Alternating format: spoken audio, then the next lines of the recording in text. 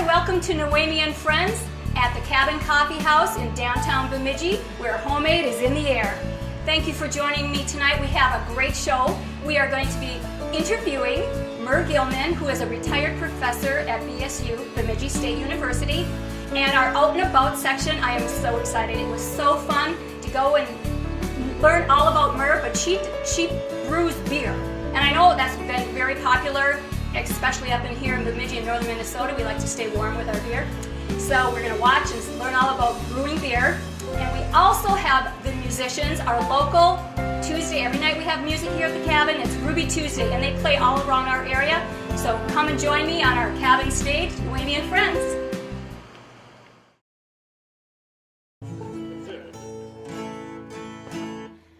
I've been walking in my sleep, counting troubles instead of counting sheep. Where the years went, I can't say, but they've turned around and they're gone away. But I've been stepping through the layers of dusty books and faded papers. Tell a story I used to know. It was one that happened so long ago. It's gone away yesterday,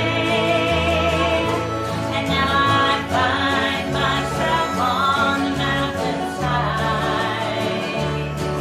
where the rivers change direction across the great divide.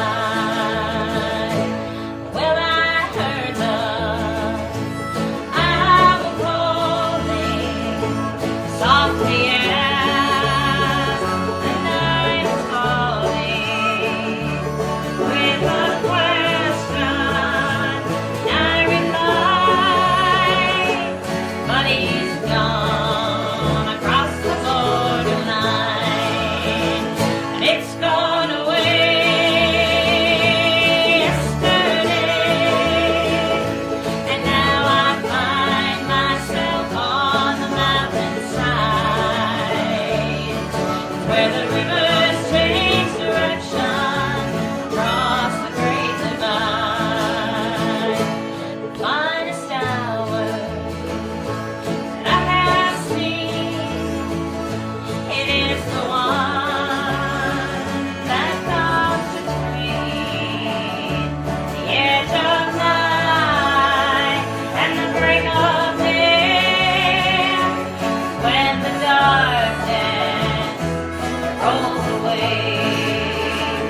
It's gone away yesterday, and now I find myself on the mountainside, where the rivers change direction across the great divide. And it's gone away yesterday, and now I find myself on the mountainside, where the rivers change direction across the great divide.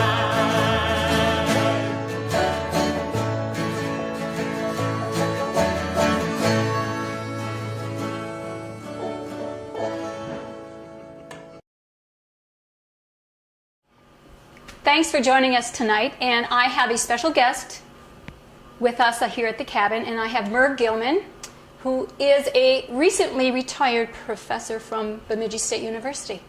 And is that exciting, Myrrh, to be retired? It's a change. It's a Okay. new phase.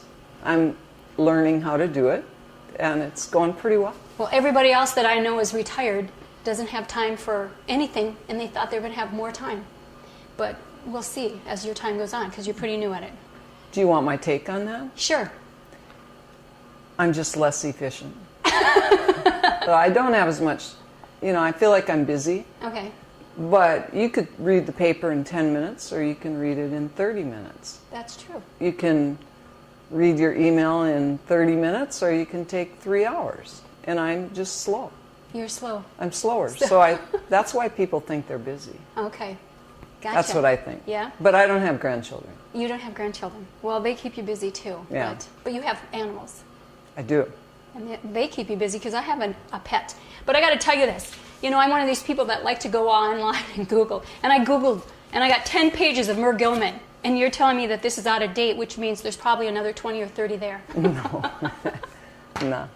No. But the reason, do you remember how I ended up meeting you?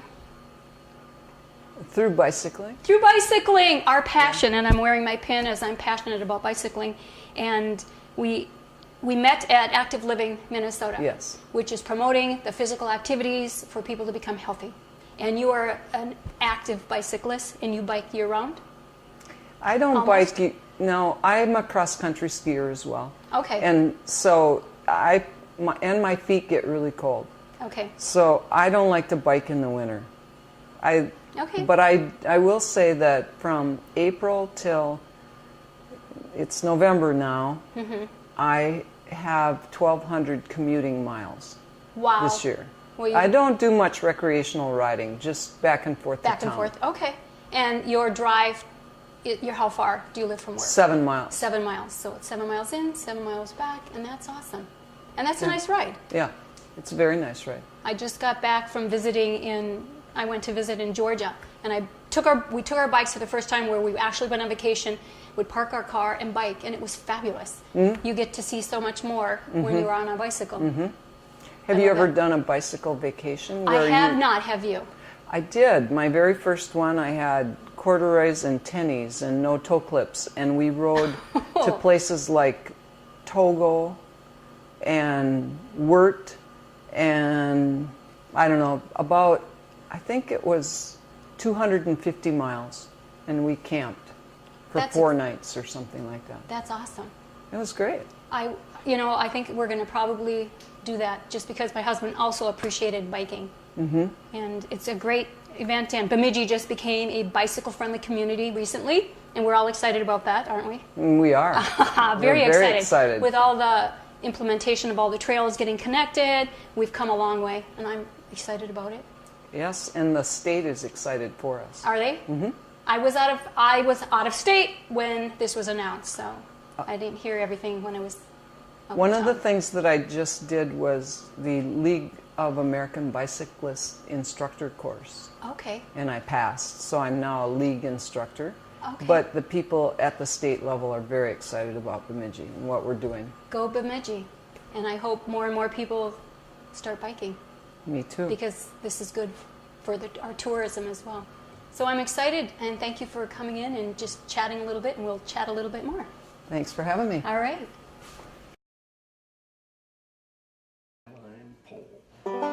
Tell us about it. Yeah, okay. 1, 2, 1, 2, 3, 4. My hat don't hang on the same line. And my ears can't stand the song. And I don't need the highway down in the dark. I've got rambling fever in my blood. Well, I got that rambling fever in my blood. When I first heard that old song,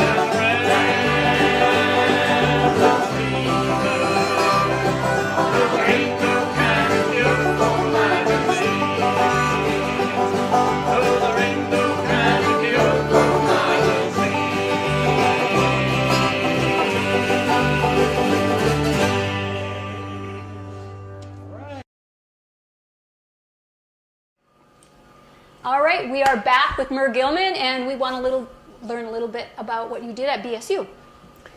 At BSU, I finished as a professor, and I taught mostly exercise science, but some physical education classes. I started as a women's athletic trainer in 1975, and I was on the cutting edge, you might say, of athletic training. I was one of the first 25 women certified as an athletic trainer, and then I kind of moved out of that and moved into more teaching, and my final assignments were things like nutrition, Okay. and then exercise prescription or personal trainer strength. So I taught students how to lift and how to teach people how to lift weights, Okay. and then how to prescribe exercise. That was very fun. And 37 years. 37 years. So it's changed from 37 years ago when you first started. A little bit. Oh yeah. Or a lot. Oh yeah.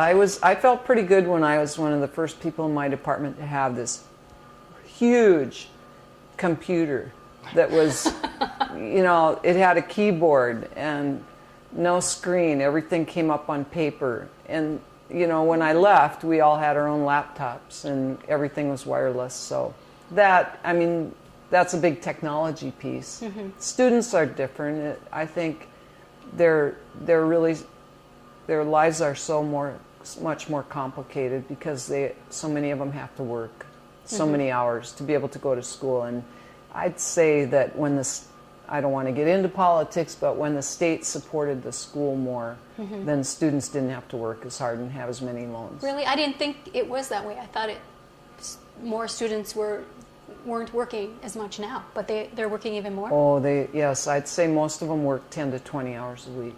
Okay. And some of them work full-time and try to go to school. I didn't realize that. Okay. It's hard. It is hard. Yeah. Politics is... Yeah. Yeah. Well, We're not going to okay. talk... this is not a political show. So anyway, right? Yeah. And you have some hobbies? What's your favorite hobby? Well, I know you want me to say brewing beer, but I actually enjoyed walking dogs and cross-country skiing, of course bicycling, and a lot of people don't know this. I really like alpine skiing, and I love powder snow, so I'll spend the winter in the mountains. Oh, good. But my current rage is brewing beer. And I started 5 years ago, and I've done 135 batches of beer. Oh my gosh, you've counted since I them. started. Well, I keep a logbook. You're just organized like my husband is organized. Yeah. He makes wine. Oh, And sure. I know how interesting that process is. So we are definitely going to have to do an out and about, if you would allow us to come to your home and you can demonstrate You betcha. how you do beer on your beautiful Lake Mobile. And you can meet my dogs then. Ooh. Yeah, they'll be at our feet. Okay, well, that's great. Yeah. I am excited to see that. I went to your retirement party and you had beer there. Yeah, we had to have not too many people plan their location by who would allow them to bring in their home brew, but I was did happy. I did want to share. You did, and it was good. I prefer beer over wine. So Oh, all the okay. wine my husband makes, he gets to drink all of it. And so hopefully you will let me taste your beer when we come Oh over. yeah, you bet. Well, You can even you can decide what type of beer you want me to brew. Ooh, I like light beer. Do you make any out of, is it apple cider beer? No. No? I don't know how to do that. You don't know how to do that. Well, you'll have to maybe work on that. Yeah. Expand your horizons. Okay. All righty. Anything else you want to share with us today? Talk about, I think we've covered everything that we wanted to cover today, so we're good with that? We didn't talk All right. about skiing, but that's Nope, but we'll talk about skiing when we're out at your house. All right, All sounds righty. good. Thanks, Myrrh. You're welcome. All right, here we are on beautiful Lake Mobile, and we are at the lovely, beautiful home of Myrrh Gilman. Hi, Myrrh. Hi, Noemi. All righty, and we are going to allow her to show us about beer making, which is one of her passions. Where are we in our stage of beer?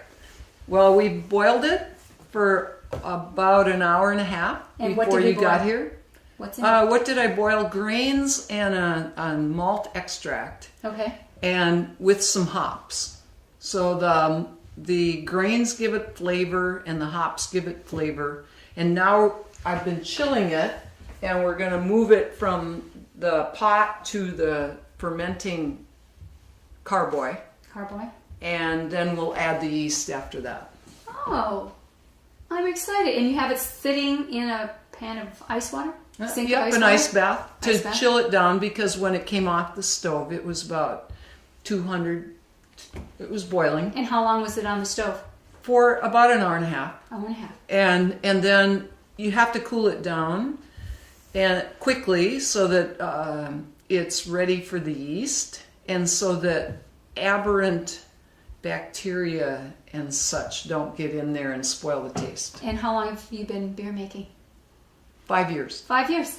That's pretty good. She knows a lot now. And I keep a log, and I have my logbook here, and I haven't entered today's, but I have every batch is numbered, Okay. and I keep detail of how it tastes and what I did. Okay.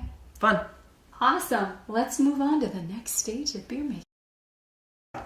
All right, Myrrh, you told me you were boiling your hops and your Yeah. grains. All right, I don't want to sound ignorant, but you need to explain what this is, because I'm not familiar with hops and where does Yeah. this all come from? Okay, so I started with 1.5 gallons or 2 gallons of water with some grains, and today I did it in such a way that I put them in a mesh bag, Okay.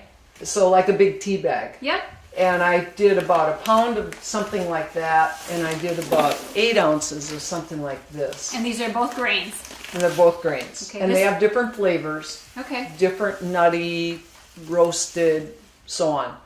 And then I took my tea bag out, and I added it's almost like a powdered sugar that I use today. It's a malt extract. Malt extract. And then that's what I boiled. But when I started the boil, I added some pellet hops at 60 minutes, and then I added some more pellet hops at 30 minutes, and the final set of hops at 1 minute. Okay, these look like rabbit food or something. They do, but they smell much better. They do. Yeah.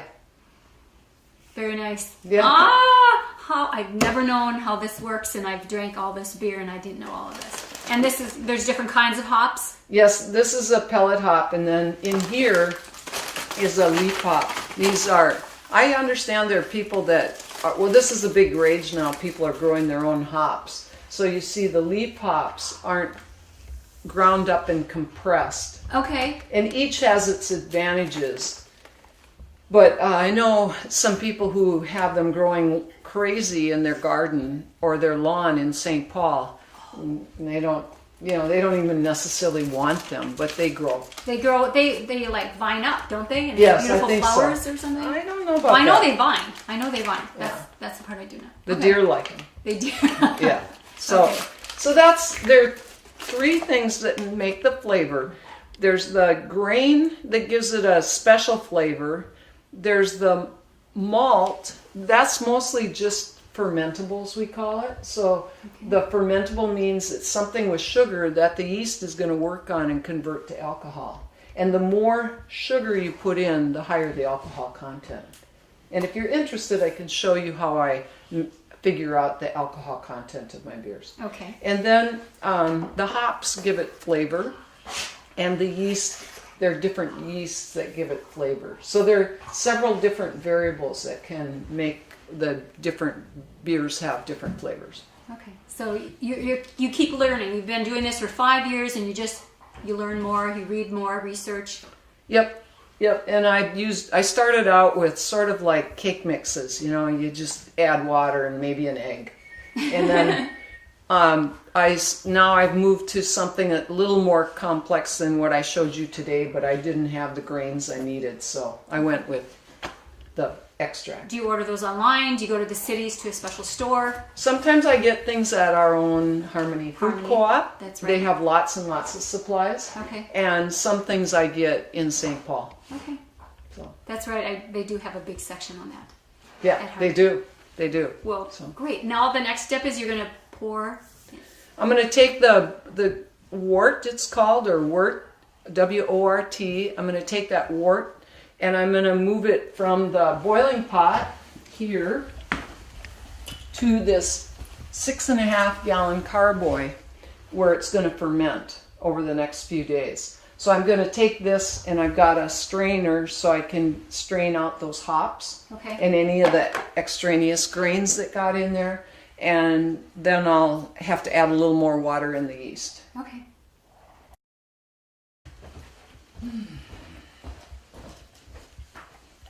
So someone else can take over the tossing if they want. Okay, honey.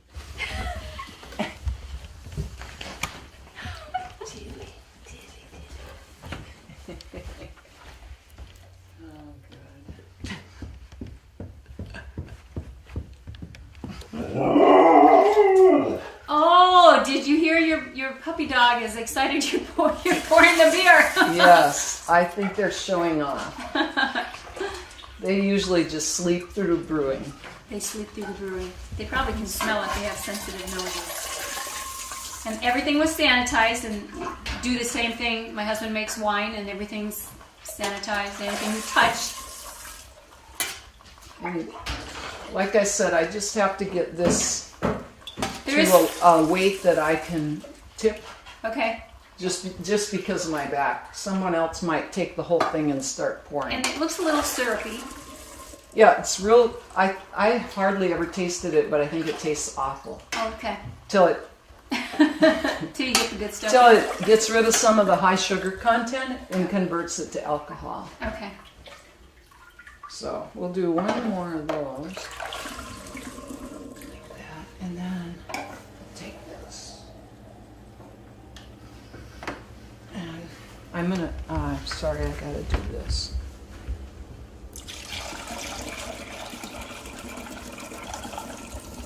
This is so interesting.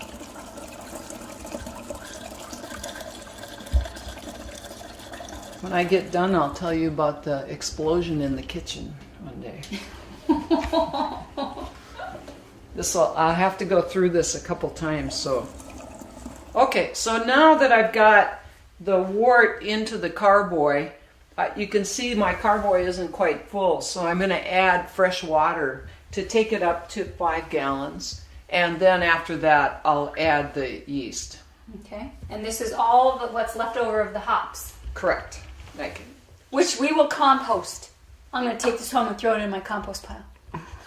yeah, I'm sure it makes good compost. Oh, definitely. Okay, so now I'm going to add some oxygen back into the wort because that'll help make the yeast work faster. So I have an aquarium pump here, and I sanitize this little tip on the that the air goes through, and it adds bubbles to the beer. And so that's sitting in there, and usually it's in there for about 15 minutes. And it adds the oxygen in, and then, like I said, that helps the yeast go. Okay, and it looks like science project time. Well, yes, as I told people, I've had a lot of chemistry, and I wasn't very good at it. Some of my very worst grades were in chemistry and, interestingly, home ec. So your teachers would be proud of you now. Yeah, and so this is really fun for me to use some of what I know about chemistry to brew beer. Okay. It's fermenting, and this is one of the latter stages. I see the dog is interested in that too. So when it starts to ferment, then it'll push gases out, and it'll push this water up, and you can see this is moving, and it's going to bubble. So out here is where they ferment, and the yeast converts the sugars to alcohol. Did you get it? Hear that little bubble? That's music to a brewer's ears. All right. All right. And what do you have here, Joe? Joe. Myrrh. Sorry. I just testing the potential alcohol content, and then after it ferments, I'll do that again, and I compare the difference, and that's what's been converted to alcohol. So I can put alcohol by volume on my labels. Now that I've got my sample, then I'm going to take this is yeast from the last batch, same yeast that I would use in this batch, and I'm actually going to reuse it because it's real active. So Okay. I'm going to add it right now to my wort from today. Interesting process. And it's called slurry. It's not Slurry. very, Pretty. it's not pretty. It's not pretty, but it turns out great. And it'll be active quickly, and that's a real advantage because when it's active right away, it'll take those sugars that maybe aberrant bacteria or wild yeast strains would infect the beer. Okay. And the sooner you can get it to start fermenting, the less likely it is to spoil. All right. And I haven't had too many bad batches. Good. So, All right. and then the last step is I'm going to take this airlock and stick it on there, which allows gases to release, but it won't allow air with those wild yeasts into the wort. That's the last step. That's the last step. No, I think this is the last step. We're going Oh. to taste. All right. Cheers. Here's to brewing. Here's to brewing, and thank you for joining us. Thanks, Myrrh. I appreciate it. It's been fun. All right.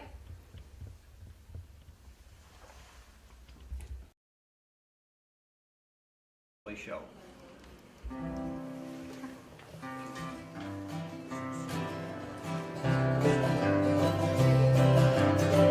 Out here they got a name, when the rain fires. Rain is past, the fire is yours, they call the wind, the riot blows the stars around, sends the clouds a flying. The riot makes the mountains sound like once was a midnight.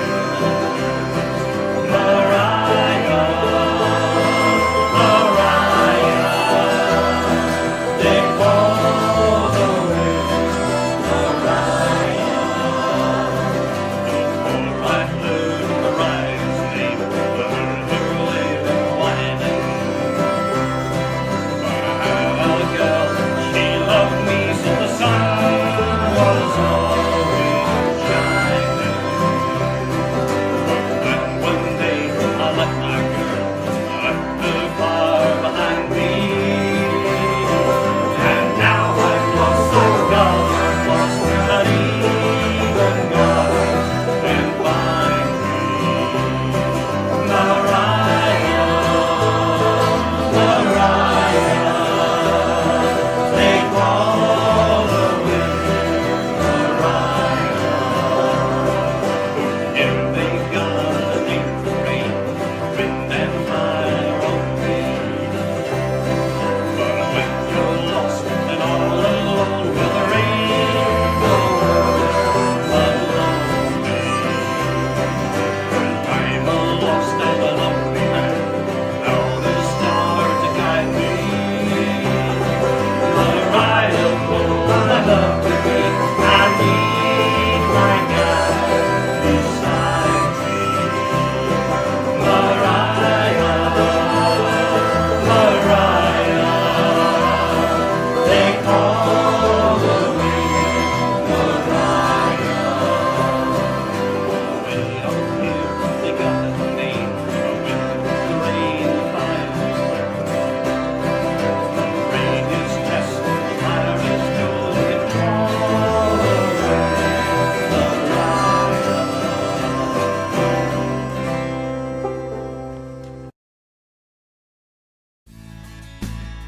Don't forget, say to yourself every day, I'm beautiful, I'm beautiful.